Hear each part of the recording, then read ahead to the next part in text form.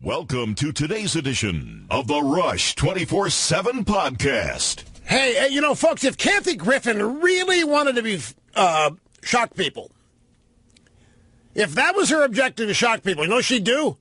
Try being funny. That would stun people. That would really shock them, that she could be funny. But this tired, worn-out, dumb old woman... Was it just yesterday? In fact, it was maybe last week that I began characterizing what's happening out there as the political assassination of Donald Trump. And here comes Kathy Griffin with her stunt. And by the way, that apology was not sincere. She rolled her eyes when she made that apology.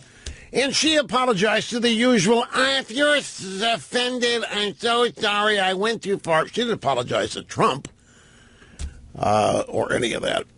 Folks, I tell you, I really believe, I weighed very carefully whether or not to say this today, but I really believe the media-led progressive attempt, the agenda of delegitimizing the Trump presidency is beginning to unravel. I mean, we're not there yet, but it is beginning to fall apart. Take a look at Carter Page. So he's somebody that knew Trump on the periphery. Now, the media has been telling the Democrats ever since the election, you got to go get Carter Page, you got to go get Michael Flynn, you got to get Paul Manafort, because those three are where you're going to find the link to the Russians. That's where you're going to find the collusion. That's where we're going to be able to prove that Trump worked with Putin to steal the election from Hillary. Despite all of it, as you know, there is no evidence of any collusion. Collusion is not a crime, even if there were evidence of it. But there is no crime that can be found, and there is no collusion. There's nothing there. Carter Page, zip. The news on Carter Page is the Democrat committee going to be looking into this, has been salivating over his upcoming testimony. Their tongues have been on the sidewalk, panting earnestly, awaiting his arrival because he had the goods. Remember, Sally Yates was going to drop the bombshell. Sally Yates had the goods, and she bombed out. And then Comey was going to drop the bombshell. It was going to do all of this in. And well, whatever. He's lost his reputation as the most impeccably reputationed person in Washington. His integrity was beyond reproach. That's not the case. So now Carter Page testimony has been postponed indefinitely. And Trump's out there tweeting, that's because they've got nothing. In fact, it could well be that what Carter Page would say would embarrass the Democrats rather than nail Trump. So the Democrats now don't want to hear from Carter Page. And Trump is all over it, tweeting to the effect that the Democrats bit off more than they can chew here, that Page doesn't know anything because there isn't anything to know in terms of collusion. So Comey, nothing there. Manafort, nothing there. Flynn, he's offered to give documents to a committee, but there's nothing there. So they go for Jared Kushner.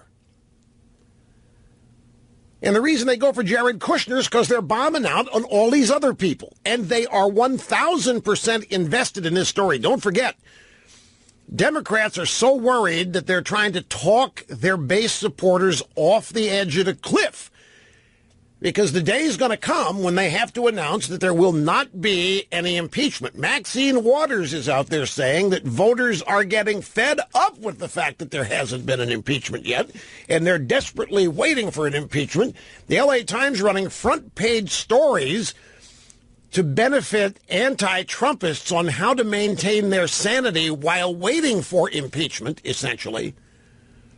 There isn't going to be impeachment, at least on this, and if there is, it's going to be trumped up, and I don't mean to be double entendre there, but or issuing a pun, but it really is starting to unravel on them. And Andy McCarthy made a brilliant point on the tube last night. Grab audio soundbite number 17. He was on with Eric Bolling on the Fox News Specialists. And Eric Bolling said, Andy, you're a friend of Rush Limbaugh. Makes you a great guy. You are a... He didn't say that. I just threw that in. He said, you're a prosecutor. Is there any there? There's no there as far as the collusion conspiracy is concerned. But I think the thing that happened this weekend that's really important that people miss because they're so giddy about this story about Kushner is it blew up the collusion conspiracy. Because if there had actually been a collusion conspiracy, there would already be back channels to Russia. There'd be no reason for Kushner in December, weeks after the election, to need to set up a back channel to Russia had there been one during the campaign. So I know for the moment they're loving the story, but I think it's kind of exploded the story that they've been telling us for 6 months. And that is exactly right. If Jared Kushner had to set up a back channel with the Russians, then what were they using to collude with the Russians when the collusion was going on during the campaign? Why would Kushner have to set up another back channel if they already had one? If the back channel they had was so effective that nobody could find any evidence of it, that would have meant it was a hellaciously great back channel because everybody and their uncle in Washington has been looking for evidence of collusion between Trump, the campaign, and the Russians. And they haven't found diddly squat because there isn't diddly squat. And all the 3 or 4 people they thought were going to have dynamite information are now kind of flittering away. Carter Page, Manafort, Flynn. So they drudge up Kushner as a last-ditch effort here, close to Trump's son-in-law, all of that. And then as the left, if you put a bag of manure in front of them, they'll eventually step in it. And in this case, they may have because, as Andy points out, why would you try to set up a back channel in December if you already had one that's so good nobody can find it? Now, it's a shame that we have to use logic like this to make the point, but whatever it takes is necessary. All of this is so ridiculous. Then you throw Kathy Griffin on top of this with her stunt, the decapitation of Donald Trump right out of the ISIS playbook. You remember... My friends, I've had a lot of people remind me of this, but I, of course, remembered it myself because of my endowed, wonderful memory. There was a rodeo clown at the State Fair in Sedalia, Missouri, who wore an Obama mask. And you would have thought that God and the Creator himself was being made fun of and laughed at and mocked. This clown, the man who wore the Obama face, was smeared. He was targeted, he was lampooned, he was criticized, he was savaged for wearing an Obama mask because it was sacrilegious, it was insulting, it was beyond the pale, it was over the top. Now with Kathy Griffin and her decapitation of Trump stunt, all over the drive-by media, you hear people say, I don't want to talk. Come on, let's move on. This is so outrageous. It's not even worth talking about. Mika Brzezinski, soon to be Mika Brzezinski Scarborough, on Morning Jolt. I don't want to talk about it. There's nothing to see. Some woman named Molly Ball, who writes for some left-wing publication inside the Beltway, was on CNN. What's the big deal? It isn't any big deal. Total hypocrisy. But I'm telling you, folks, this kind of stuff will permeate the American landscape. The Kathy Griffin stunt and the beginning of the unraveling of this whole Russian collusion, because the media has made people believe this stuff.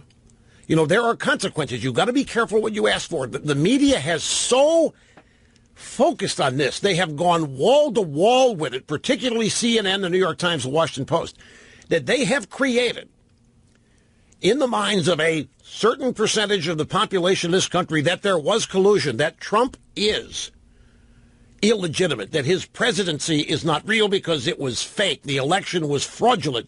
There are people who really believe this above and beyond the Democrat base.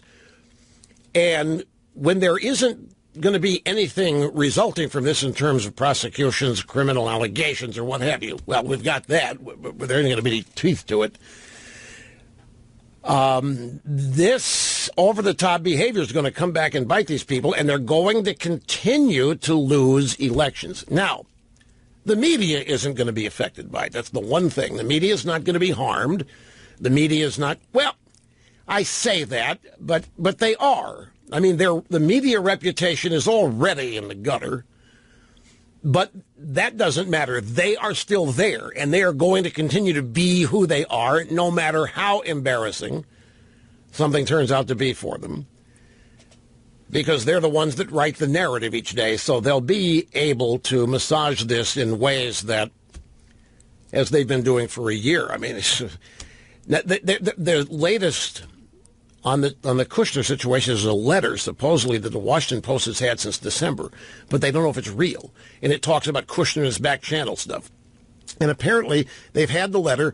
Somebody read it to them and gave it to them, but they will not divulge it. They will not explain anything in the letter. It's a source. It's something they've been using to claim that Kushner was one charged with setting up the back channel for Trump to Putin and so forth.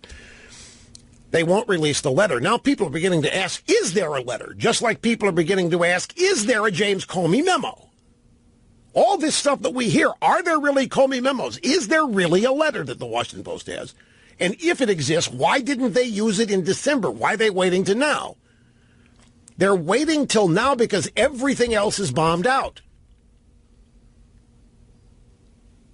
Now that takes us to Trump pulling out of the Paris Climate Accords. Now, this is a big deal, and I have to tell you, I will not rest easy until this decision is actually announced. He hasn't announced it yet. It's leaked that he's leaning this way. Everybody in the drive-bys is reporting that Trump is going to pull out of the Paris Accords, and Trump is intimating so in tweets. But some of the information on this leaves it that it is still not final, not completely decided, and even if it does become firmly decision to pull out, that there might be a door left open to maneuver back into it. There are a lot of people at Trump White House trying to maneuver him into this Paris Climate Accord. Now, you have heard that the Paris Climate Accord is toothless. You have heard that it is not a treaty. You have heard that it doesn't really matter. The drive-bys themselves have even said it's not that big a deal. That's why there's no harm for Trump if he does sign onto it, because it has no teeth. There's nothing in it that's binding. And so it's just a meaningless handshake agreement with no force behind it. That is totally untrue. It is a treaty, and it is a giant trick by which this thing has been maneuvered into appearing not to be a treaty, which I, L. Rushbaugh, will explain to you as the program unfolds today. It is a huge deal that the United States not be a part of this. It is so important in real terms, practical terms. It is crucially important for Trump and maintaining the connection of support to his voters. This is precisely the kind of thing that Trump was elected to do. This is precisely the kind of thing Trump promised to do, is to get us out of all of these entanglements that do nothing but harm economic growth, penalize the United States as a superpower for being a superpower, penalize United States achievement and status, cut us down to size, and require us to share a larger than fair burden of all that is supposedly necessary to save the planet. It's all bogus. There is no climate change that is being caused by man that can be stopped by man. There is nothing. And all of these pretenses, stop eating beef to save the planet, it's all such malarkey. And so much of the left's agenda could be on the verge of falling apart if Trump just stands firm. Now, he's got people in the White House. He's got they're Democrats in there. I don't know why he hired them. I have no idea. I don't know why Trump hired people that disagree with him and made them, put them close to him. I have no idea. There's got to be a reason for it. Don't understand it. People like Gary Cohn, well-known New York liberal Democrat, Goldman Sachs, his buddy Nina, what her name is, Dina Powell, and there are a couple of others, and they're urging publicly for Trump to not withdraw from the Paris Climate Agreement, and they're no doubt exerting pressure inside, but Trump according to his tweets, is holding firm. I can only reiterate what I said. Yes, Mr. President, this is crucial. Do not just say no to this. Follow your instincts. Say no to this.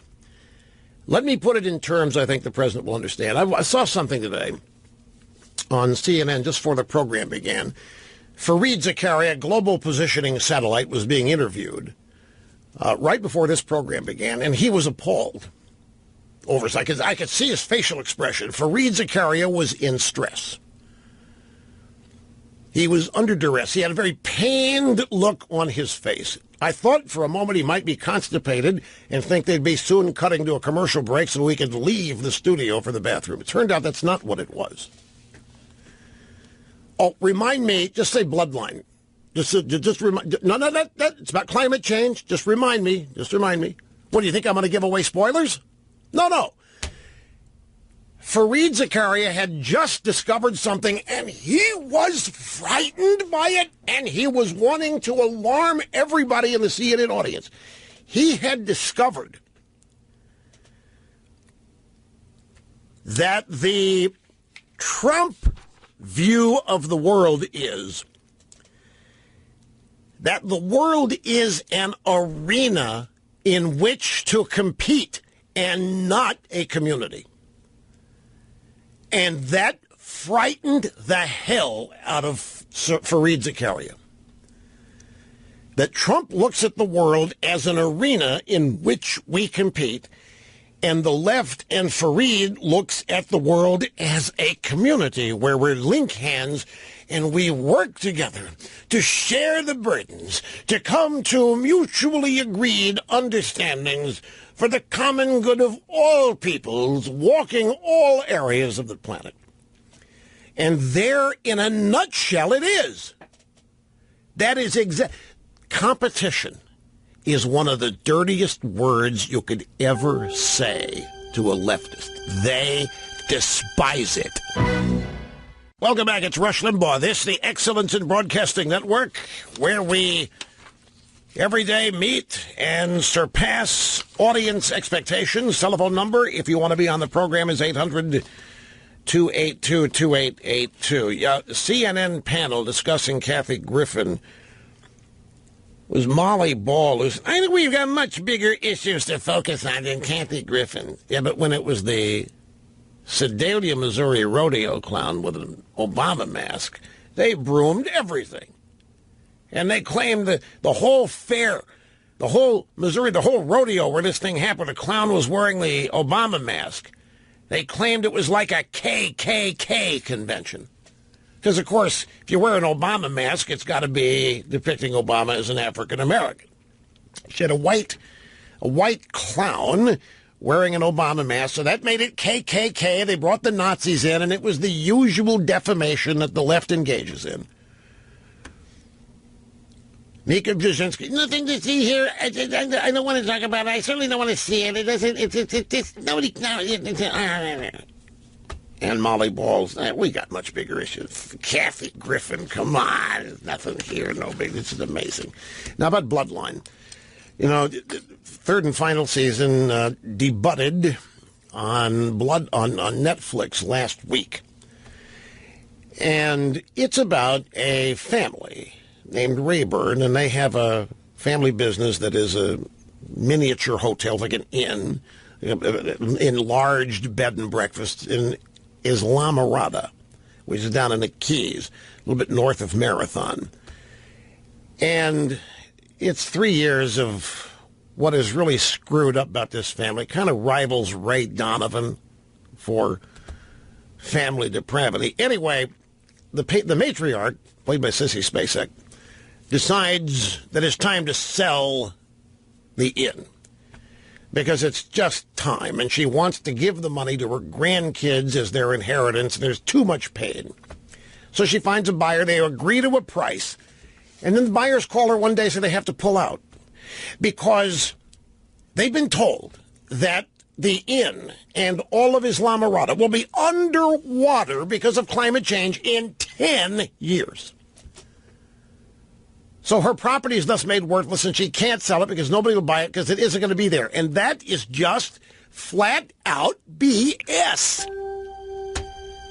I don't know how else to describe this kind of crap. Okay, I have to stop the important conduct of the program to correct a mispronunciation. It is not Islamorada, it's Islamorada, is that right? The S is silent in there. I've never heard it pronounced because I'm deaf. So I just look at the way things are pronounced and use common sense the way I was educated in terms of pronunciation. Short I, long vowel, short vowel, silent E, S silent, or say it, whatever, whether a C is a C or a ch or a K, and I take wild guesses at pronunciation. Now I'm being told that it's pronounced Islamorada, not Islamorada. Fine and dandy. You wouldn't believe. I mean, I've had two people on the staff. They were scared at Rush. Are you listening? Yeah. Did you? I always thought it was Islamorada. No, I told him it's Islamorada. Look it up. I looked it up on the map. No, they're just tiptoeing around. We've got a caller up here. We've got. Let me take the call because I got to. No, this one, not the Islamorada caller to drive by. Give me this one because I got a story to go with it here. I was going to go right into Paris climate because, see, you people have diverted me now from what I plan to do over the pronunciation of a word. And on a TV show, of course, you know, what's the assumption? Rush doesn't know what he's talking about. After 30 years, it is still assumed now and then Rush doesn't know what he's talking about. All right, now here is the caller. It's Kim in Houston. Kim, welcome. Great to have you on the EIB network. How you doing? Thank you, Rush. You bet. I think the Limbaughs were my grandmother's lawyer in Cape Girardeau. My parents went to college there, and so I used to visit there often. But I was. Did your grandmother stay out of jail? That's all that matters. Well, yes. Thank goodness for y'all. Well, thank you. I'm happy. Happy to hear it. Yeah. You know, you don't want to follow your family tree too far back anyway, so. I'm calling because last night, when I was watching America's Got Talent, one of the performers came out impersonating Donald Trump, and Mel B just screamed, "Oh, no," and hit the buzzer before anything even started. So when they let the performer do his act, which was surprising, he didn't really talk, he sang songs and danced. The other three judges enjoyed it and said, you know, it surprised us. We want to see more, and we're going to let you. Right, the guy wins the next round so that the Trump hit can. I tell you how I heard of it. I don't watch shows like that. That's music, right? Music. I just it's all the same note. It's all the same noise to me. If I haven't heard it before. But it was around 10:30 today, and the chef was bringing in lunch. Just whining and moaning about this show last night. From the moment do you watch America's Got? She almost spilled a French fries on me here. She got so worked up telling me about this show with this Trump impersonator last night. So it's a calm down. No, I didn't see it, but I can predict it. The guy won the first round. They brought him back. Right? Exactly right. So they continue to make Trump make fun of him. I said it's NBC. And by the way, about these kind of shows, America's Got Talent, don't think they're not scripted. The only difference in reality TV and the other TV is that the script writers for reality TV are not union. I have been on reality TV shows. Believe me, my friends, it's not just improv and whatever happens when the cameras are rolling. There are objectives to be met. There are scenes set. They didn't just by happenstance pick a Trump impersonator who wasn't very good and made Trump look like an idiot. They did it on purpose. But her reaction, I think, fairly confident what's happening here is this is not working. Trump's approval number, the latest number I saw was 48%, and it was climbing. And that was before the international trip was completed. There are still certain truths, I think, that hold solid. And that is that at some point, reality is going to triumph. Not always, but in this case, there is nothing to any of these alleged crimes that Trump has committed during his campaign, during his transition, and now during his presidency. There's nothing there. They will not be able to manufacture something. They've given it their best shot. But this, as I said in the first half hour, I think it's beginning. It has not, I'm not taking this to, it's not falling apart now, it's beginning to. The accompanying hysteria is ratcheting up, which indicates that people know it's falling apart. I mean, if you listen to Maxine Waters constantly whining and complaining about why isn't there impeachment yet, people want to know. We've got a soundbite on this. Let me, so I can find the number real quick for Maxine. I think I very hurriedly ran through the. Maybe it was yesterday. Yeah, I can't find it.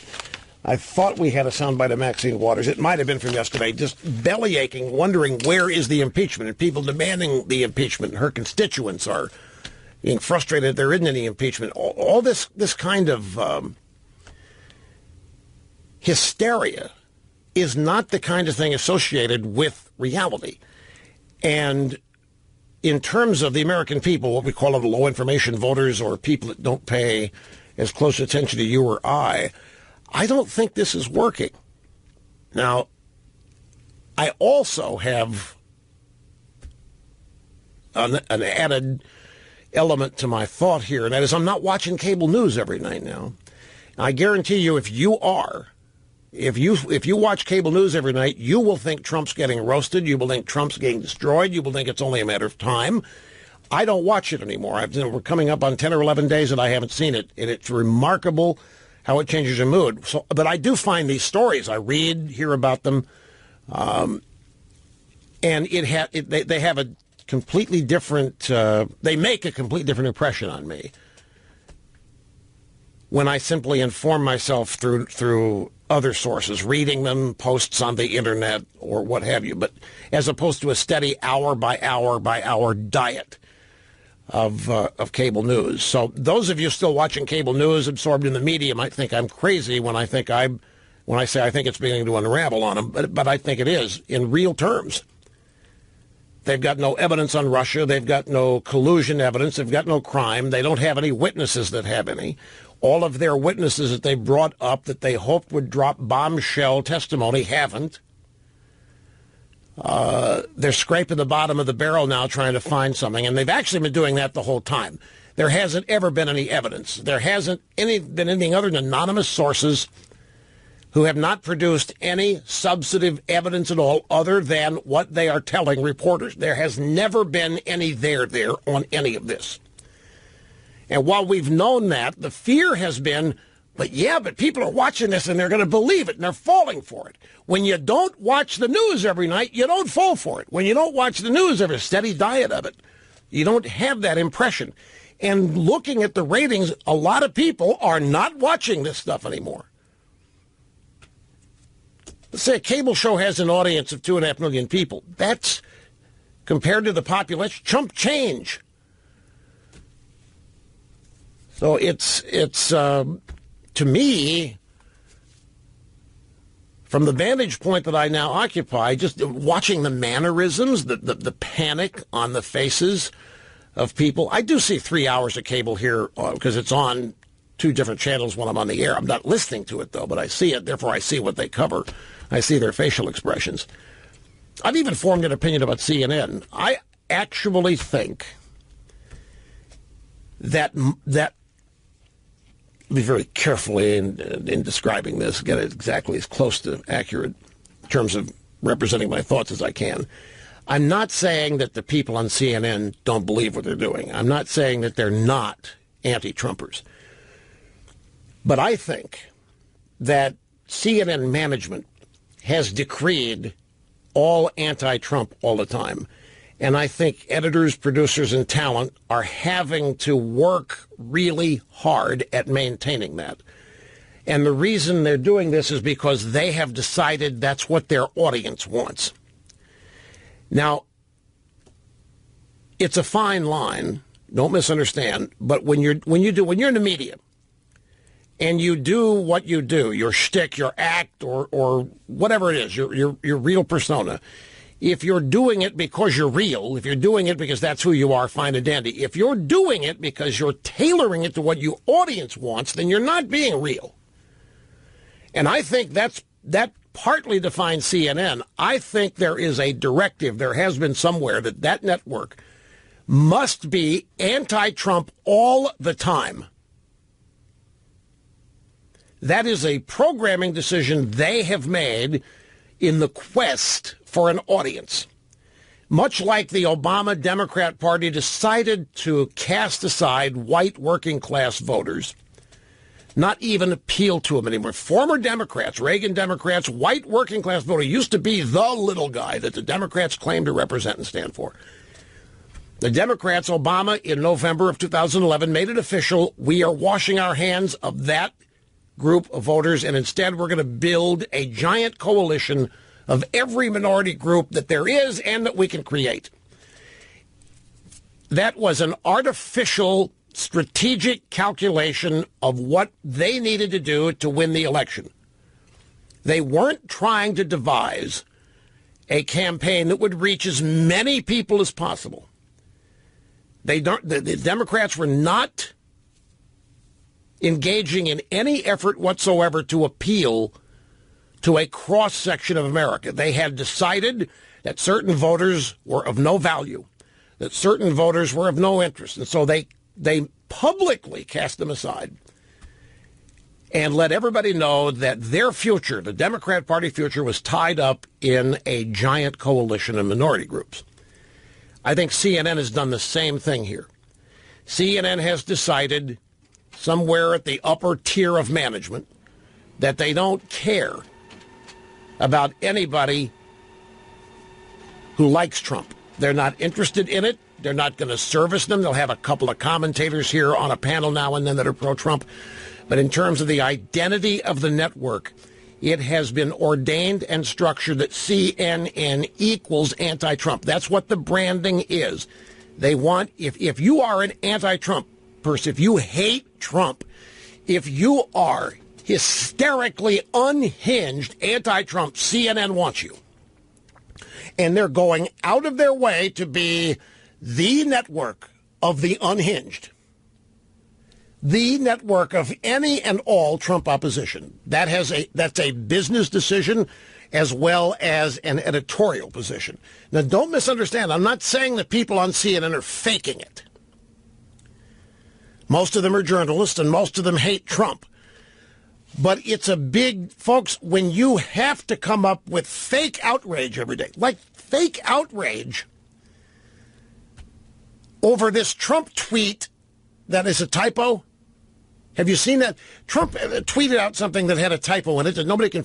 CNN went nuts on it for 2 hours. Panel after panel after panel. And you know what they concluded? Well, the sound bites. I'll let you hear the sound bites. This is exactly what I'm talking about. Making something out of nothing and turning it into something that will satisfy unhinged anti-Trumpists. Don't go away. I'll explain further when we get back. Trump sent out a tweet today, and he meant to write network coverage and instead wrote network COVFEFE. It was a typo, later deleted. The media, Twitter, went absolutely nuts. Here is one soundbite example, a montage. Cut 15 in 3, 2, 1. President Trump's mysterious message overnight, taking on the press in a tweet and then ending with a typo. It appears to be an unfinished tweet with a typo. Cove-fifi is not a word. Let's go back to this tweet for a minute. Does it signal any larger concern? Was it the president? Was it his social media director? And then what if he had been announcing something a bit more serious? The president's incomplete tweet overnight. I think that one is peculiar. This is not working for you. In all seriousness, the president's Twitter handle this time cannot be blamed on his communications team. Kofif, Kofef, none of us really know how to say this. This was a total head scratcher. That's just the beginning. There's more hysteria to this. It'll make my point, but sadly, another obscene prophet. Time out. Back in a minute. Bill Carter, formerly of the New York Times, talking about Trump's tweet, actually speculated that the country's on edge, and that typo makes you wonder if Trump had a stroke. Now, I think half of this is manufactured because they've made an editorial decision to be this position, but more on this in a minute.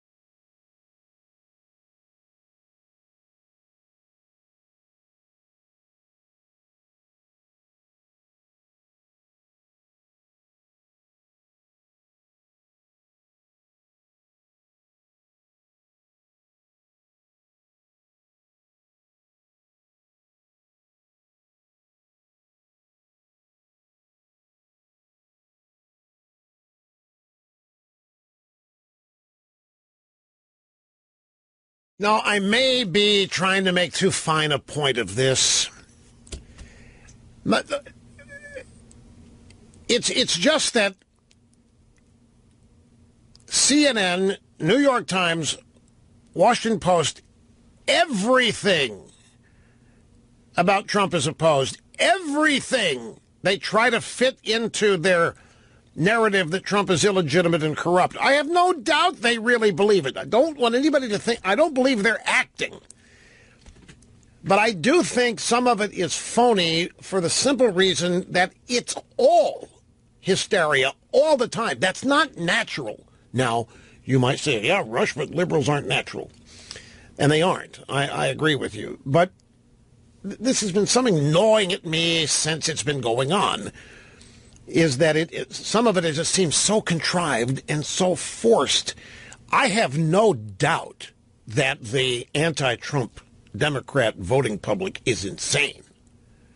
I have no doubt of that. I don't think those people are anywhere near normal or sane. I think they're deranged. They have been made unhinged by the media, and the Democrats have been lying to them and stoking them and fueling them up ever since the war on Iraq in the modern era, and, of course, prior to that. But they have been systematically turning people into unhinged, hysterical lunatics, mainstream Democrat voters. And now they're on the judiciary. These judges writing some of these opinions in rejecting Trump's executive order. It's no different than if any Tom, Dick, or Harry off street in L.A. had been put on a court and given a robe and told to write an opinion. The left is so corrupted, everything it's touched, even its highest-ranking intellectual members are loony. And since that audience exists, since the media and the Democrat Party have created that portion of our population, they've got to be served. They have to be serviced. And if your audience demands Trump hatred 24/7, and that's what you have determined as a network that you're going to be known for, that's your brand, and you've got to feed them. You have got to give them Trump hatred 24/7. And you've got to have everybody on board for it. And in the process, they're going overboard with it, to the point they're not persuading anybody. They're keeping their base locked in, of course, with this lunacy, but they're not they're doing the exact opposite. They are turning average, ordinary people who are not immersed in the news all the time, they're turning them away. I'm totally confident. That's why I think this is beginning to unravel. Now, here's the Bill Carter soundbite. He's the former New York Times television reporter. And he's on a roundtable today to discuss this typo. Trump meant to type network coverage, and instead the word came out, put it at the bottom of the stack here, it's Covfefe or something. It's something that makes no sense. Here it is. The word is C-O-V-F-E-F-E. I don't even know how to pronounce that. Covfefe. Covfefe. It sounds like, you're talking to El Jefe, the big drug lord, or what have you. But they went nuts, folks. The drive-by media went over the top in trying to attach a meaning to this that would lead people to believe Trump is insane. It's not Trump who is insane. It's everybody who is predisposed to hate him. Listen to Bill Carter. This was on CNN's New Day to Allison Camerata. She said, Bill, how do you see this typo in that Trump tweet? The country's kind of on edge about a whole lot of things. And what was interesting last night was watching a lot of people trying to say, well, does this mean anything? Did he have a stroke? People were interpreting in these really outrageous kind of ways, as well as making fun of it. It's just risky. This is a guy who blurted out classified intel to the Russians in the Oval Office. The idea that he has a phone and he's falling asleep should make some people nervous. Now, folks, I'm telling you, this is just... Barack Obama, without a teleprompter, was a disaster waiting to happen. You remember? Barack Obama without a teleprompter. Remember all those... Blah, blah, blah, blah, blah, blah, blah, blah, blah, blah, blah, all the constant stutters, the Daffy Duck type stutters? Barack Obama without his teleprompter was a dangerous proposition.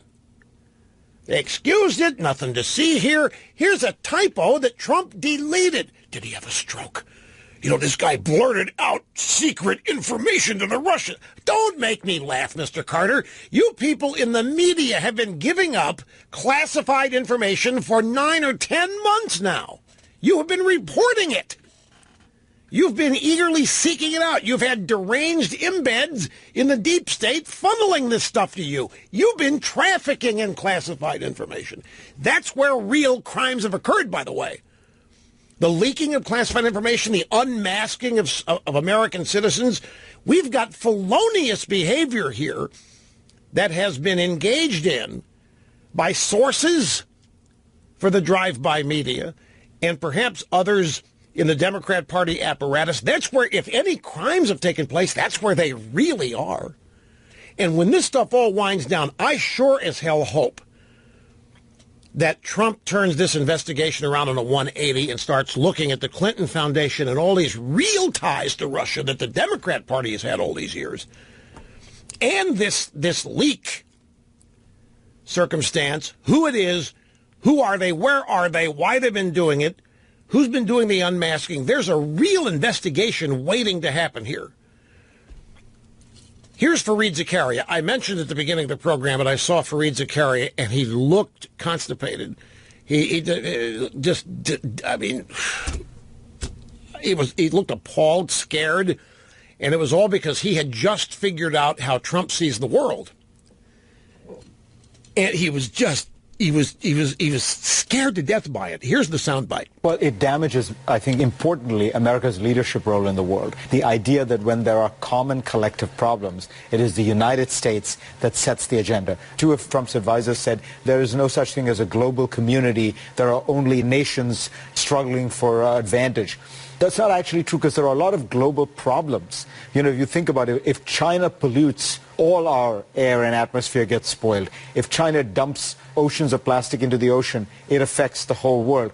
That's why, with those kinds of common global problems, climate change, disease, we've tried to craft global efforts, because you don't want any one country to do it, but somebody has to lead. And that's where we are now withdrawing from that leadership. And again, no, we're not. Fareed, you got it exactly bass-ackwards. We are not leading. Obama took us out of the leadership role. We are retreating. We're no different than any other nation. In fact, we are only a superpower, Fareed, because of our mean-spirited behavior against other nations in the world. We've stolen their resources. We've stolen their people. We've stolen their money. We're not a legitimate superpower. We've done it on the backs of the poor and African Americans and minorities. We're racist. We're sexist. We're bigots. We're homophobes.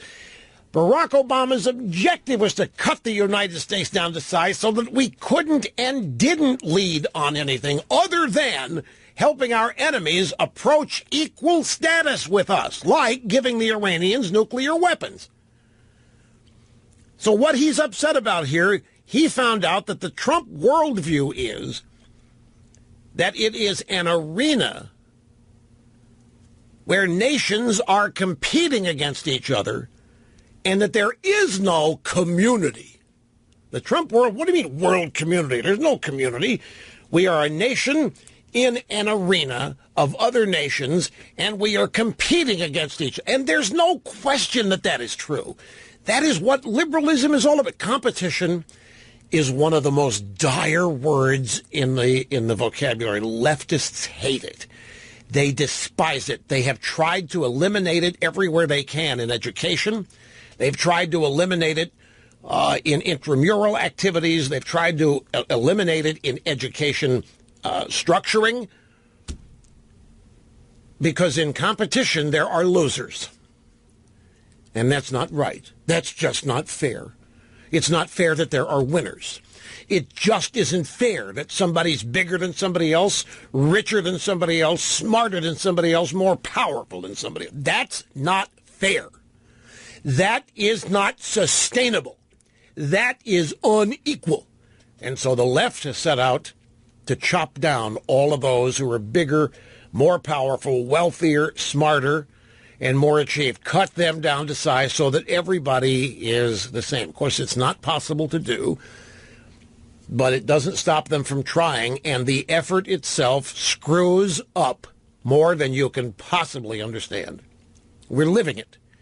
We're living the liberal utopia where everybody's the same, everything is the same, there are no significant differences, therefore there's no unfairness, there's no discrimination, there's no bigotry, there's no power, there's no non-power, there's no wealth, there's no poverty, it's just not humanly possible.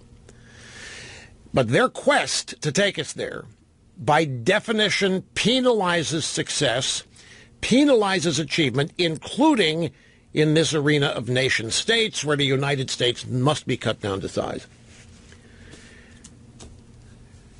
So Fareed Zakaria worrying that hey, Fareed, let me tell you something. If Trump's worldview holds and if we are in an arena of nations competing, that's how we become leaders. Leaders are not appointed, not real leaders. I mean, people are appointed leaders, but whether they end up really leading or not, it's totally up to who they are. Leaders develop, and it is achievement, it is accomplishment that leads to people trusting others and their leadership. It's not something that's parceled out. It's not something that's assigned. It's not how it works, some command and control central authority deciding this nation's going to lead on this and this nation's going to lead. It's not how it works. For one thing, not every nation wants to be part of this global community, like the Chicans, like the Iranians, like the Cubans, like the North Koreans, and like practically every other tyrannical nation on earth. They don't want to be part of your precious global community.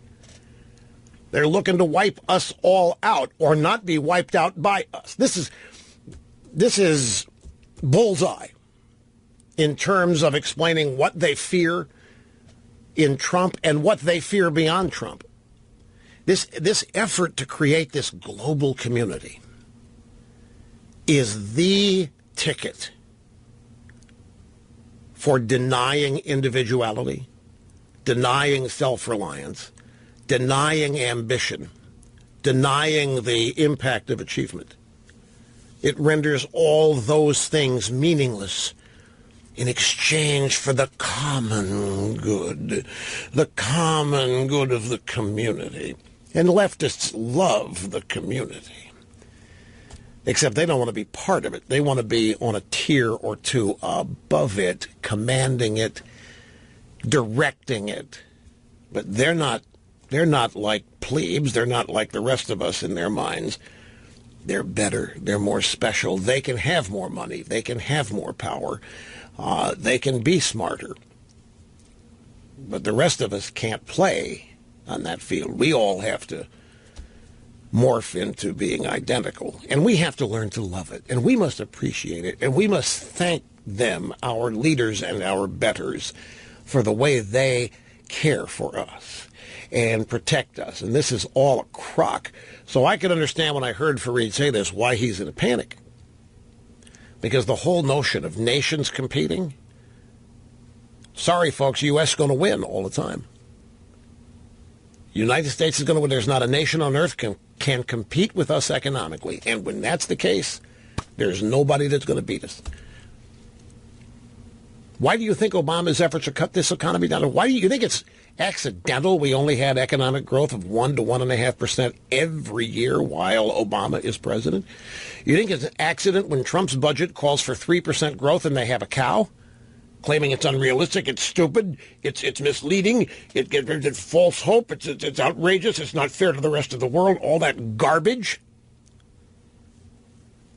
The world is a safer place, the world is a more prosperous place, the world is a more fed place when the United States is the United States, when America is America, and when America is leading, because we are the good guys, but not to the American left. We are the problem. We are the source of so many problems in the world, and we must be blamed, and we must atone, and we must pay the price. And so we must carry the burden on climate change. Everybody knows that Chicons are not going to play ball. They're going to ignore whatever treaty they sign. So are the Russians. But we must pay the price, because we have unfairly prospered and benefited all of these years in the eyes of the Fareed Zakaria types out there. Glad you're with us today, folks. Rush Limbaugh at 800-282-2882. Back in a minute. On the cutting edge of societal evolution, there's another leak. I think it's a leak coming out of the White House. Somebody in the White House has told Fox News that Trump has not made up his mind on the Paris Accord, and the decision is coming later. CNN still reporting Trump expected to withdraw, but Trump's, all he said is that his decision's coming later this week. There was a leak that the decision's been made. He's going to pull out. Haven't heard Trump say it yet. And now Fox has this little banner up there. White House sources, president has not made up his mind, still taking input. This, I cannot emphasize how important this is, because this is a treaty. This is not a bunch of mindless twaddle that is non-binding. We have been lied to about that. It is a treaty. The actual agreement itself, if you go to the website, they even have a ratification page as they recognize every nation that ratifies it. If you ratify it, it's a treaty. But it's even worse than that, which I will explain later on in the program. I've got to get back to the phones now. Bob in Coronado, California, thank you for waiting. Welcome to the EIB network. Thank you. Rush, I wanted to explain something that makes me very sad about this Trump being accused of all this stuff with the Russians and stealing the election. Donald Trump in the campaign did something that was very American. He identified what he needed to do, which is win certain states that nobody said he could. And then he did what you've been speaking about. He competed. He went to 3, 4, and sometimes 5 rallies a day for 2 months. And he wins because he outworked his opponent. And the sad thing about all this is this reminds me of what Obama said. And this is what I'm hearing now. You didn't build that. Mr. Trump, you didn't win that election. The Russians won that election. You didn't have, your hard work didn't have anything to do with it, is what I'm beginning to feel. And it's really sad because he was an example of what's great about America. 70-year-old person doing something with no ground game, didn't waste money on TV ads. He went and outworked his opponent. By far. He kept a pace that she is not capable of, even in peacetime. You have a good point. I remember, we all remember certain things about the campaign. I remember Trump on two different occasions. This is really what heartened me. I mean, I was all in for Trump when I finally figured out that he was the only person left that could beat Hillary, which to me was the objective. I would have supported anybody who was going to beat Hillary. This is all about stopping the left. I've made that clear from the beginning these primaries began. I noted what you saw. Trump's outworking everybody, and he's indefatigable. He's got seemingly boundless and endless energy. He's improvising everywhere. He doesn't have a script, a couple teleprompter appearances, but it's just, and he's connecting every moment of every rally. He's connecting with everybody watching, both in the arena and watching on television. And when he started talking about the people that he would put in his cabinet, sometimes he would name people as potential cabinet nominees. Other times he wouldn't. But I'll never forget these two times, and I'm sure he said it more than the two times I heard it. But he looked into the camera, he looked out at the audience, he said, "We are going to work so hard for you. We are going to work so hard for this country." I believe that he meant it, because he was, as you just said, was already working hard for this quest. And I took that to mean that he was serious in showing up in Washington and turning it upside down and cleaning it out, draining the swamp, what have you, and putting people side by side who were going to do the same thing in an indefatigable, can't stop us way. And I think that's what he did. But he's run into the roadblocks in the House and the Senate, comprised of members of both parties. That's what he's got to figure out how to deal with. Welcome back, my good friends. Half my brain tied behind my back just to make it fair.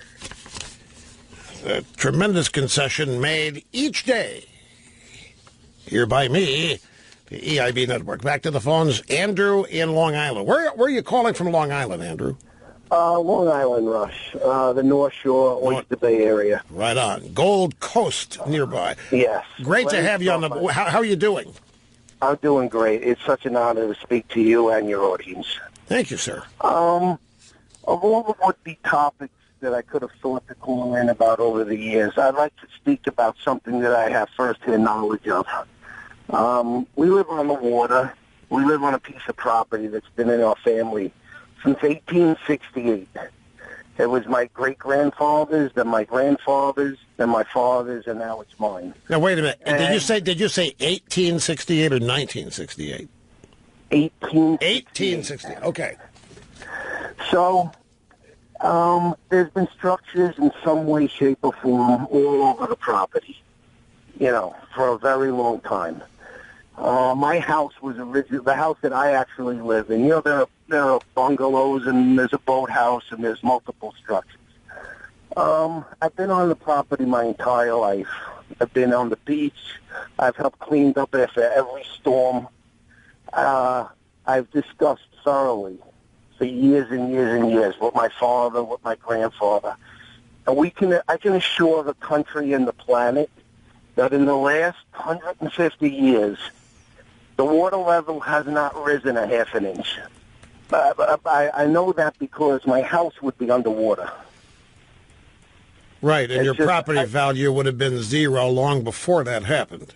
Of course, there are storms every 15, 20 years, Sandy, Irene, and we have our problems, but, it's other than that. Well, they claim the North Pole's been melting at a rapid rate, and they claim the South Pole's been melting at a rapid rate, and that melting is what's supposed to have you underwater by now.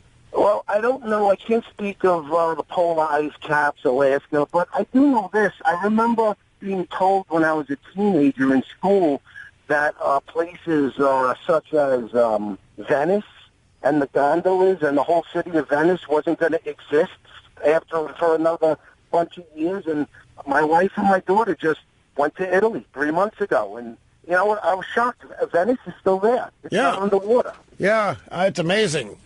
Remember hearing about that when you were younger? That Venice would be underwater? Well, actually, no. Well, no, wait. About Venice, there was a time in my life when I was much younger that I did hear that Venice was not going to survive. I don't remember by what year they said it would be completely submerged, but I can tell you that it wasn't because of global warming. Global warming did not become a political issue, which is what it is, until... Actually, I'm wrong about this. I'm wrong. I was going to say it didn't become a political issue until 1979. However, my fertile memory just recalled something.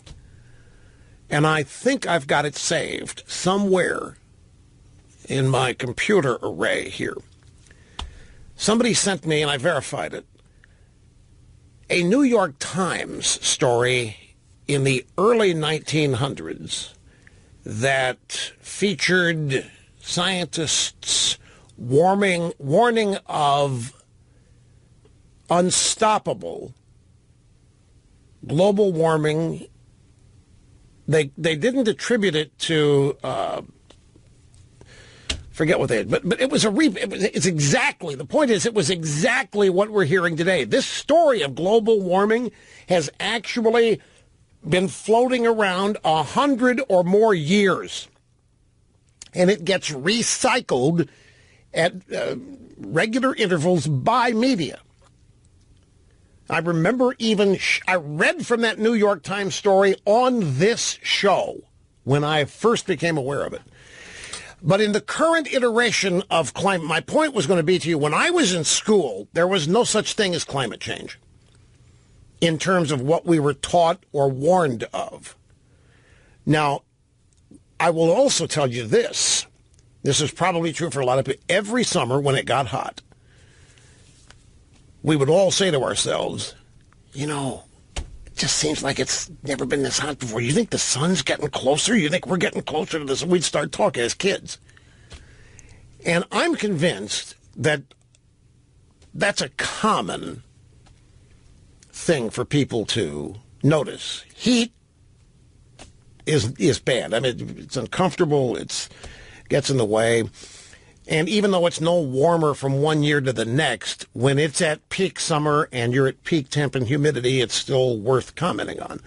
And the fact that people naturally might believe that the Earth is getting closer to the sun or that what have you is happening it just opens the doors for a bunch of scientists to come along and say, yep, guess what? There is truth to it. It's not that we're getting closer to the sun. It's that we are destroying the protective layers up there with this climate change because of greenhouse gases. And so the issue is more. In the modern iteration of it, 1979, that's when Newsweek had a cover story on the coming ice age. 1979, the coming ice age. It was quickly rejected and converted into global warming within a year or two. And then by 1984-85, climate change scientists were routine guests on the Sunday show.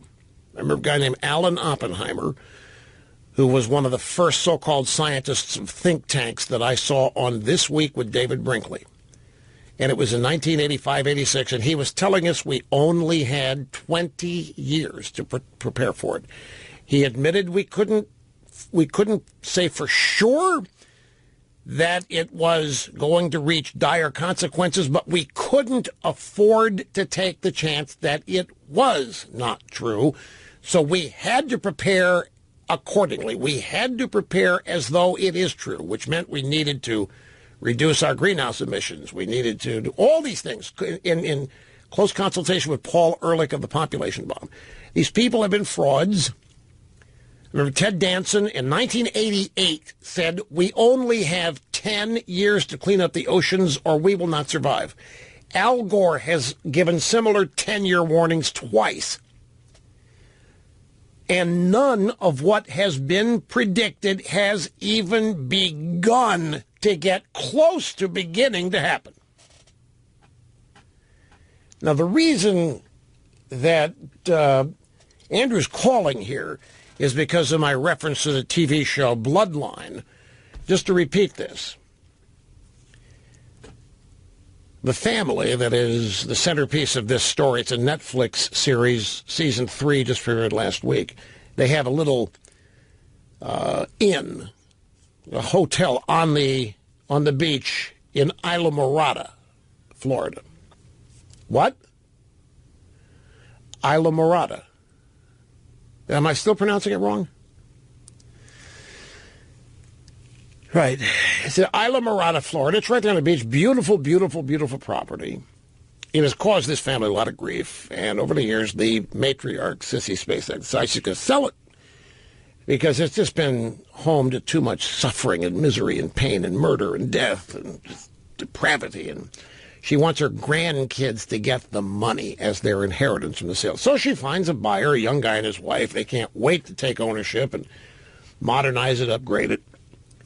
And she gets a phone call one day from the guy and his wife, and sorry, Mrs. Rayburn, but we have to cancel our purchase. What? What?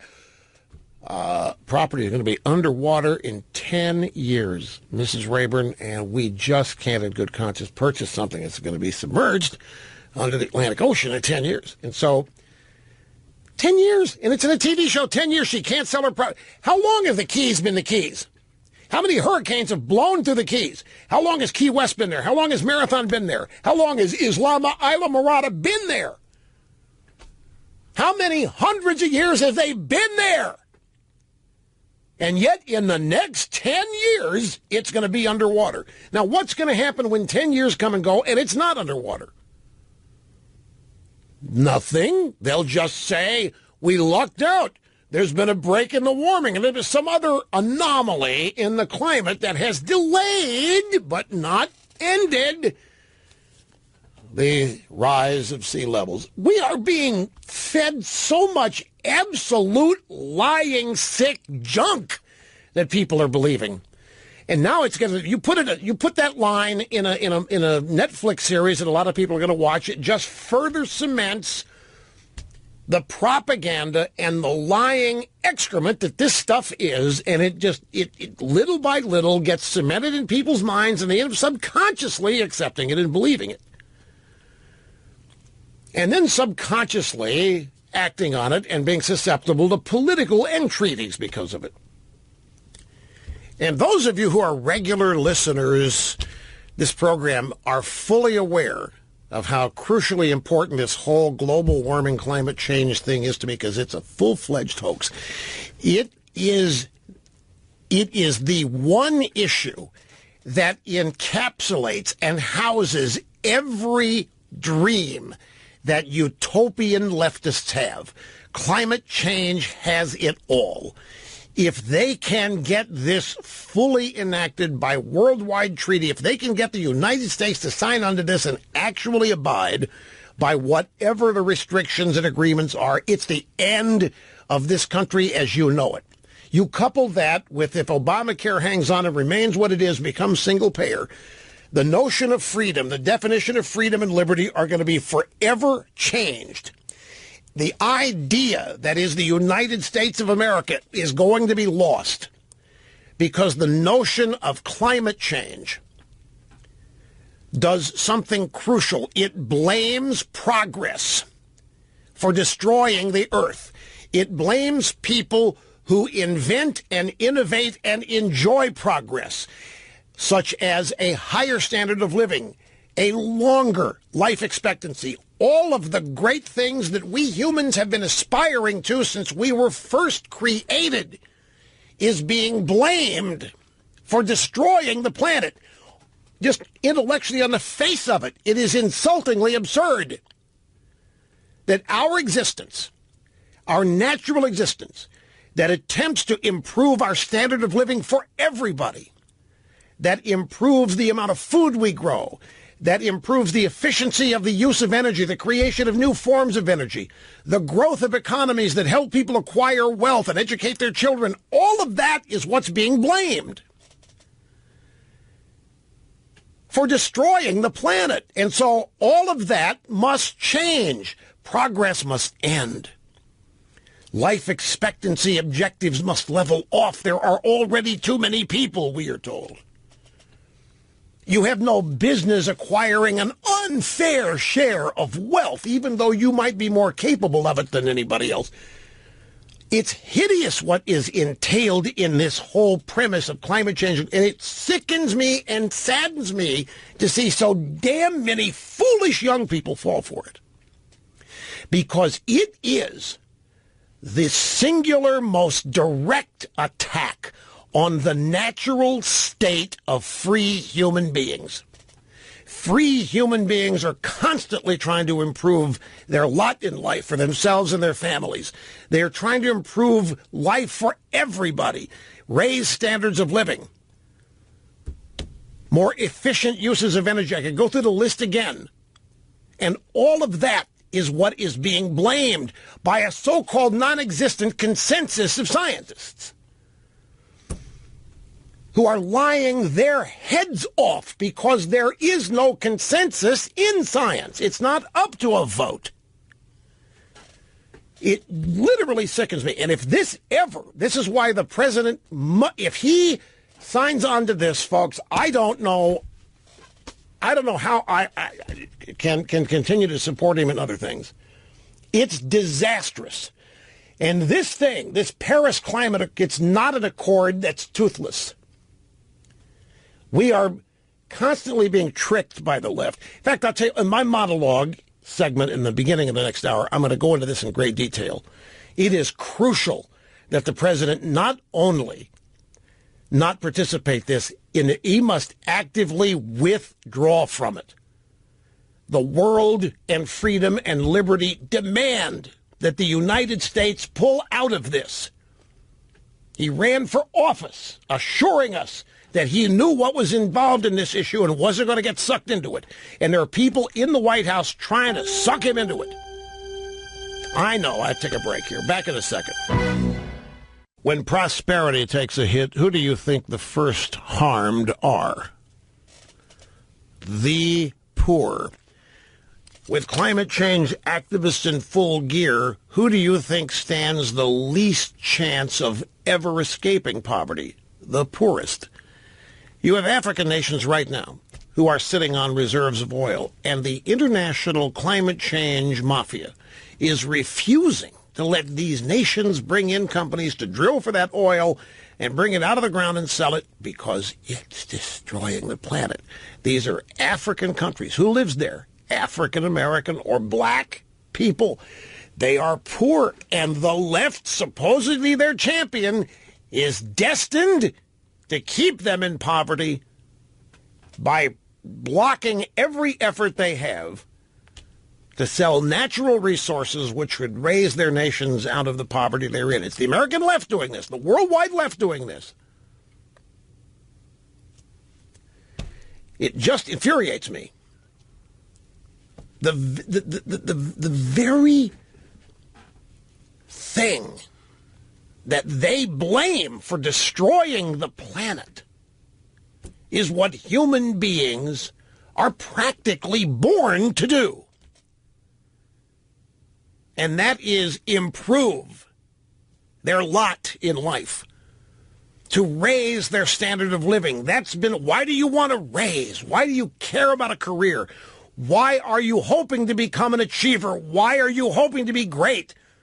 There's all kinds of answers to that, but among those answers is that you are trying to improve your lot in life. You want to raise your standard of living, and you do it, and you're going to be targeted as one of the guilty.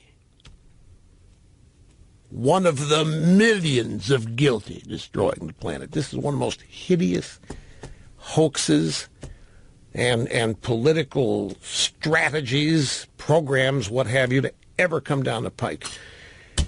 Mr. President, you have got to stay away. You cannot even think about signing on to this Paris Treaty. All right, we come back. I'll spend the monologue segment the next hour detailing for you how we've been misled about the Paris Climate Accord not being a treaty. It is a treaty, but it goes even beyond that in terms of how we, the United States, get tricked. The people of the United States get tricked into supporting these things that are nowhere near our best interests and, in fact, are just the opposite. Stay with us.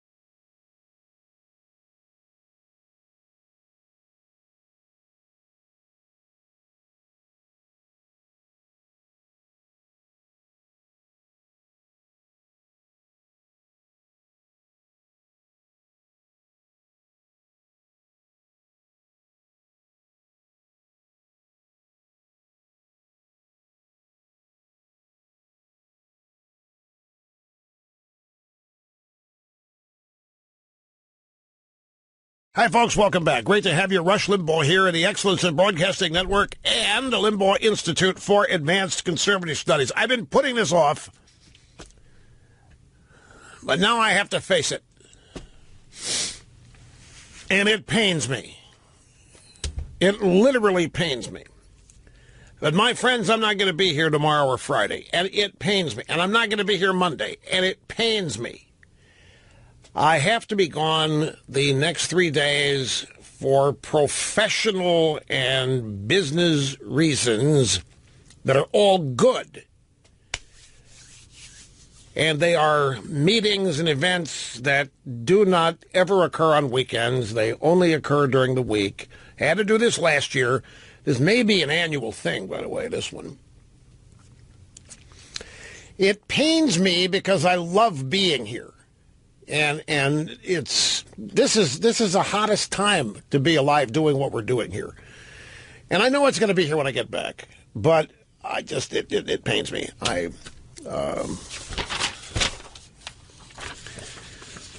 No, it hasn't slowed down. That's my point. It's not going to slow down. Traditionally, when I'm not here, things do slow down. But I wanted to make sure I got this out and told you before the very end of the program today. Who we have.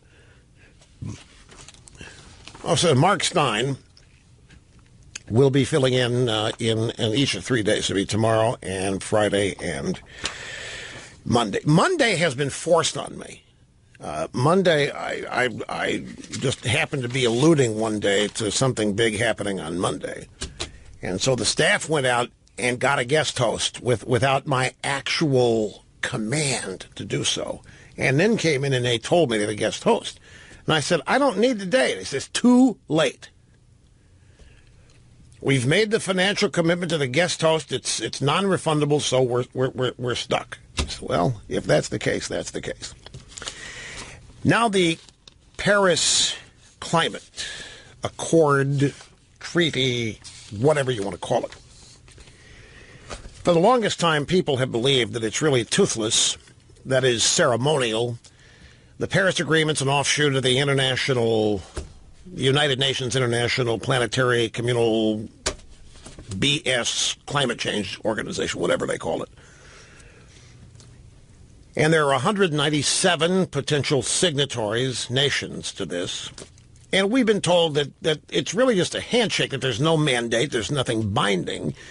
It actually is more just a statement of attitude. More like a promise to commit to caring about the effects of man-made climate change and a promise to work with other community nations in dealing with it. It's far, far from that. It is indeed hideous and it is deceptive. And those practicing the deception, weaving this intricate web of deceit, are also Americans, as well as others from around the world who are united in their belief that the United States represents the singular target that must be cut down to size in order to further the concept of global community. The Paris Climate Agreement, I'm being assisted here by a piece written by Andrew McCarthy at pjmedia.com. His column is entitled, Don't Stop with Paris. And let me give you some pull quotes here. The column starts thus. It is welcome news that President Trump will pull the United States out of the Paris Climate Agreement. I don't think that's happened yet, which is why I'm so focused on this today. He hasn't done it. All we've had is leaks from the White House saying that he's going to, that the decision is going to be announced soon. But there was another obvious leak from the White House in the last couple hours because Fox has been running a graphic saying President has not reached a decision on this yet. And we know that there are people in his administration, on his staff, in the White House, who are in favor of this tomfoolery and are trying to influence him that he's wrong in his instinctive feelings about climate change and ought to sign on to this. And there are others who are trying to get him to remain true to his statements, his instincts, and his promises during the campaign. So Andy begins, it is welcome news that President Trump will pull the United States out of the Paris Climate Agreement. The agreement promises to damage the economy while surrendering American sovereignty over climate policy to yet another international, largely anti-American enterprise. That is inarguable, my friends. There's no debate about this. American sovereignty will be surrendered, and we will cease being a separate and distinct nation. We will cease our superpower status, and our climate policy, which incorporates health and economic policy, will be mandated by the terms of this agreement if we sign it. There's literally no common sense reason to sign it. There's no scientific reason to sign it for sure. There is no good vibe reason to sign this. There isn't a good reason at all to sign this. There is not one even tiny upside to signing this, Mr. President. Some pull quotes. The Paris Climate Agreement is a treaty. We are not talking here about a bob and weave farce like the Iran nuclear deal. That arrangement, the Iran nuclear deal, called the Joint Comprehensive Plan of Action, was shrewdly packaged as an unsigned understanding, concurrently spun, depending on its apologist's need of the moment, as a non-treaty. Now, the reason that they're telling us that the Paris Accord is a non-treaty is because that evades the requirements of the Constitution to ratify it. The Iran deal has never been ratified. The Senate wouldn't do it. The Iran deal, that's why it's not a treaty. This is not a treaty. A treaty must be ratified by the Senate. This treaty would never, Obama wouldn't even present the Paris Accords to the Senate because there is not a Senate that would sign on to this. Even when the Democrats ran the Senate, they would not sign on to this. It is that horrible. Certainly this Senate would not sign on to it. It's 2/3, by the way, folks, of the Senate must sign to ratify. So they present this as a binding international commitment in order to intimidate the Trump administration into staying in it. Hey, it's not a treaty. You don't have to get the Senate involved. You don't have to go up to Capitol Hill and argue with those knuckleheads. It's not a treaty. We don't need to go the constitutional route. You can sign it, Mr. President, and commit us to nothing. Under Article 18 of the Treaty on Treaties, did you know such a thing existed? I didn't either. There is a treaty that we signed on treaties. It would be like a driving license manual on driving licenses. There's a treaty on treaties. Article 18 of the Treaty on Treaties, once a nation signs a treaty or merely does something that could be interpreted as expressing its consent to be bound by the treaty, that nation is, quote, obliged to refrain from acts which would defeat the object and purpose of the treaty. Let me translate. Article 18 of the Treaty on Treaties says, once a nation merely does something that could be interpreted as expressing its consent to be bound by the treaty, that is essentially signing and ratifying a treaty. Real world example, Paris climate accords are being talked about. Trump says, I can see where this thing might have some value, and we, the United States, we're not willing to sign this, but we're willing to work with nations on this. That's the equivalent of signing the treaty. All you have to do is express your agreement to be bound by it. A handshake. It's a trick. It's a trick in order to get a nation to commit to a treaty without having to go to the Senate to get 2/3 of them to vote for it. Our own Treaty on Treaties binds us to a treaty when all we've done is said we support the elements.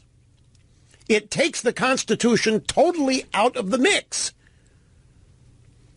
In other words, the Constitution notwithstanding, once an administration signs or otherwise signals its agreement to the terms of any international agreement, the United States must consider itself duly bound. All it has to do is sign something that's not a treaty or signal in diplomatic channels that we assent to the terms. That becomes the equivalent of a treaty having been signed, even though the Senate has not approved it, even though it has not been ratified. And that's the trick. And that is what's happening here with the Paris Accords. The reason why this is important beyond the obvious, if a subsequent president wants to get the United States out from under the Paris Accords, it's not enough to refrain from submitting the treaty to the Senate. The later president must take an affirmative action that withdraws the prior president's assent. That is why Trump can't just ignore the agreement. He needs to openly and notoriously pull out of it. He cannot say he likes it. He cannot say he understands it. He cannot say that he agrees with it in principle but isn't going to sign it. He can't say any of that. If he commits to it, just verbally by signaling that he understands, that he's willing to pledge the United States assistance, even though he says he's not going to sign it, he doesn't have to because of the Treaty on Treaties. And the reason it's important that it's a treaty is that it just can't be undone with an executive order by a new president. Once it is a treaty, then there is a convoluted process to withdraw from a treaty that does involve going to the Senate and getting 2/3 of a vote and dealing with the international body with whom the treaty is made. It is a mess. It's also designed as such so as to make it much more difficult to get out of this than it ever was to get into it. So in summary, the Paris Accord is not a treaty, but yet it could end up being enforced as one because of our own law called the Treaty on Treaties, which simply says that if we announce support in principle, that if we sign an ancillary document promising to do what we can, that is the same thing as the Senate ratifying it with 2/3 of the Senate voting. It is a trick by globalists to get the United States to sign treaty. By the way, when I say trick, the people that voted for this understood exactly what they were doing. Nobody was tricked here except the American people. I don't mean to imply that members of Congress or the Senate were tricked. They know exactly what they were doing. This is like hiring a blue ribbon commission to close military bases so they get the blame for it, rather than you in the House of Representatives or Senate actually being on a committee and announcing the base closures. Hey, I didn't close the base, Mabel. I didn't do it. I know your son, your family have been working there for 20 years and they lost their jobs, but the blue ribbon panel did it. I did everything I could to say. Same thing here. I didn't sign that treaty. Don't blame me. That got done by hook and crook, and it's nothing more than a mechanism to avoid the Constitution. It is a mechanism to commit the United States to things that are drastically, horribly detrimental to us without going through the constitutional process that ratifies such treaties. It substitutes verbal consent of agreement in principle, say, as the equivalent of a signature and 2/3 of the Senate voting to affirm. The American people are being told, it's toothless. In fact, here's the message that's being used by the media to try to convince Trump to sign this. Look, there's no real commitment here. This thing is just a piece of paper. It has no force of law. It has no binding agreements. In fact, Trump could probably, this is the kicker, Trump could actually gain some ground with people that don't support him by signing on to this, because it isn't going to hurt him. It's not going to bother his own fans because his voters are going to understand it's a nothing burger. So Trump can really score some points with people that oppose him by signing on to this thing and not harm and not break a promise. And that is not true. If he signs on to this, it is a huge promise broken. It is a huge violation of trust. It may be something insurmountable for the president and his base to sign on to this. It is not harmless. It is one of the most, and if you want to get the details of what happens to this thing, we'll link to it at rushlimbaugh.com. It's kind of heavy reading, but and I'll summarize it here if I have time in the remaining moments program, but it's a direct assault on the U.S. economy, disguised as something else. It penalizes all these things I talked about the last half hour, penalizes economic growth, targets improved standards of living as evidence of climate change, evidence of planetary destruction. It's hideous. The president has no business even thinking about signing this. And anybody in his administration urging him to sign this has a death wish for him. Promise you that. Hey, folks, I committed a small faux error in my most recent monologue about the Paris Agreement. The issue is not whether President Trump signs it. That was the wrong approach. Obama already has signed it. The task before President Trump is to literally pull us out of it. Obama has already signed the Paris Accords. The Senate would not ratify it, which is why the Treaty on Treaties treats it as a treaty, because the president's already signed it. That's in the Treaty of Treaties, it's the equivalent of Senate ratification. That's what triggers Obama's signature, what triggers the Treaty on Treaties obligation to follow it, even though it hasn't been ratified. So the question is whether Trump will pull us out of it. He must make the affirmative step of literally pulling us out of it. If he does nothing, we are still bound not to do anything to undermine it. If he doesn't do anything, if Trump comes out and says he's committing to it, he's not doing it. Obama's already done that for us. Obama's already committed the United States to this. Trump must pull us out of it. If he doesn't, if Trump says, I'm not going to sign it, I'm not going to, then he's fooling us, because it's already signed. It's already in place. And if Trump does nothing, we are still bound not to undermine it as a nation. We must make every effort to accede to it. Trump needs to formally announce that he is withdrawing Obama's consent. Now, to withdraw, the president just needs to take an affirmative saying, we withdraw Obama's signature. He doesn't have to go to the Senate because we didn't go to the Senate to have it ratified. If the Senate had ratified it, then we would have had to go unratify it, so to speak. Even with a treaty that is ratified after Senate approval, the president can withdraw us without having to go back to the Senate. Bush 43 did this unilaterally, withdrew us from the ABM treaty with Russia in 2002 on the ground that the party we made the treaty, the USSR, Soviet Union, no longer existed. And the left blew up at that.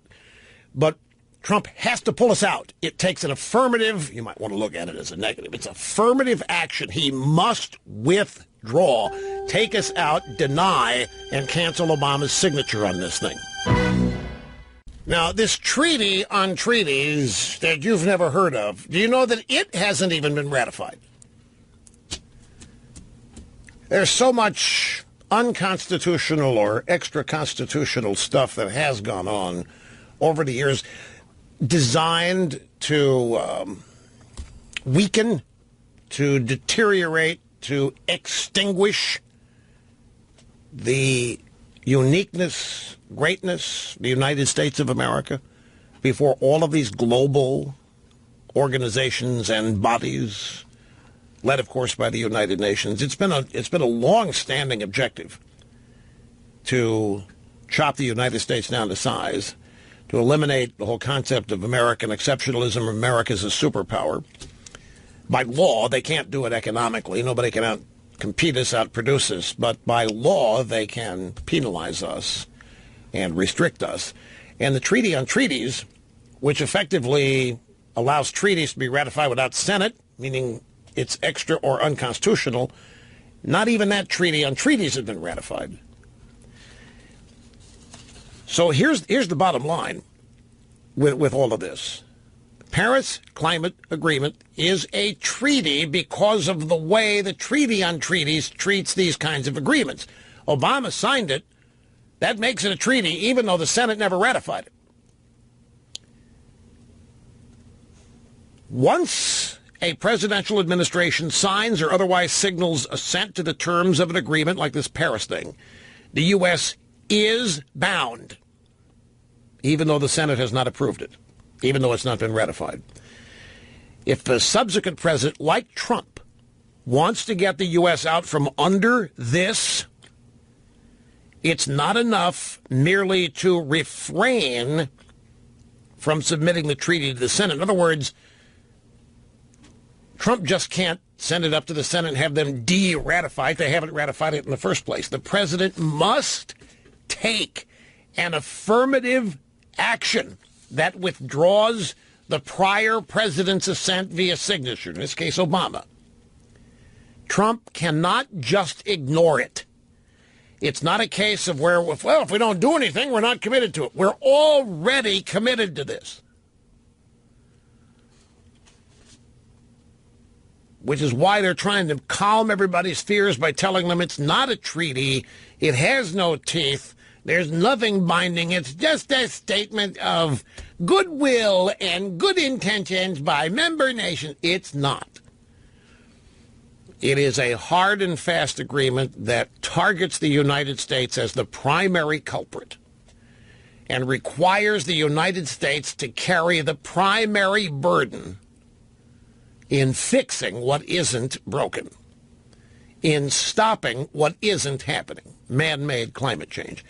So Donald Trump must affirmatively announce we are withdrawing. He can't say we're not signing it. If he says, I've chosen not to sign it, he's fooling us. It's already signed. He has to withdraw from it. And I'm here to tell you, the pressure on him inside his own White House must be intense. You know the names of the people that are reported to be the globalists, the Gary Cohn guy. Why do I have trouble remembering this woman's? Dina Powell. There's some.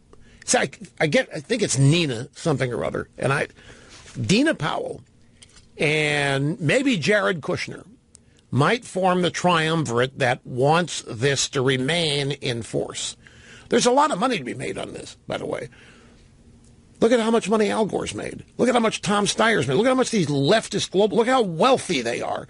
There is, in addition to the ideological component here, folks, there are trillions of dollars. They talk about the military-industrial complex. The climate complex dwarfs it. It is incredible the amount of money here.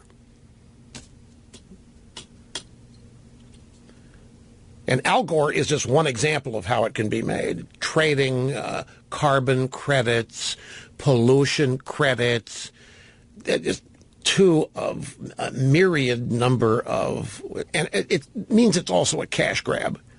As I said the other day, Washington, D.C., the wealthiest city in the world, every year $3.5 trillion pours in there.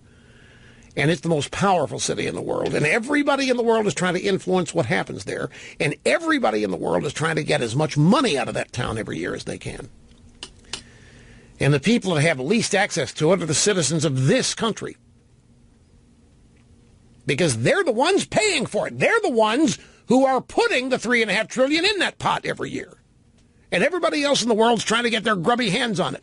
In addition to American leftists and liberals who'd rather try to siphon a portion of it rather than work. They probably consider it work. It's hideous. Trump must actively take us out. The pressure on him has got to be intense. But to me, this is a no-brainer. Mr. President, if you don't take us out of this, there is no way you can make America great again. America cannot be great in the ways you define it and the ways you have targeted for rebirth and remaking. Can't do it if we're signatories to this thing. Because we become the targets. We become the blame. We become the source of the problem. We must bear the burden, financial, economic, of supposedly addressing this non-existent issue, man-made planetary destruction. It's not even man-made climate change. What they're trying to tell everybody is we're destroying the planet, folks. And they've sadly convinced a whole bunch of young people that it's actually in progress and happening. take us out. You want to make America great again, you can't do it. The United States maintaining its current position in the Paris Accords. You have all heard the name Elon Musk. You know who Elon Musk is? Elon Musk is the founder of Tesla. He's one of the most subsidized Americans out there. Well, I mean, if you look at subsidies as welfare, I don't want to get... if he hadn't gotten the subsidies, there wouldn't be any Tesla. I'll just put it that way. What is it? How many billions in subsidies has Tesla received? I mean, it's significant. Anyway, he's on one of Trump's scientific or technological advisory committees. Well, Elon Musk, he's been under pressure from Silicon Valley to get out of that because they hate Trump and they think Musk is a traitor. They can't understand why Musk ever signed on to Trump's committees. So they've been razzing him ever since it happened. And I guess they finally got to him because Elon Musk has tweeted that he will leave the Donald Trump advisory committees on technology and whatever if Trump withdraws from the Paris Climate Accord or treaty. I say, see ya in the rearview mirror, Elon.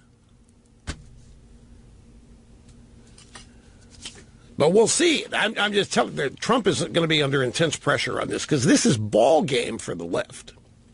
This is salivation city.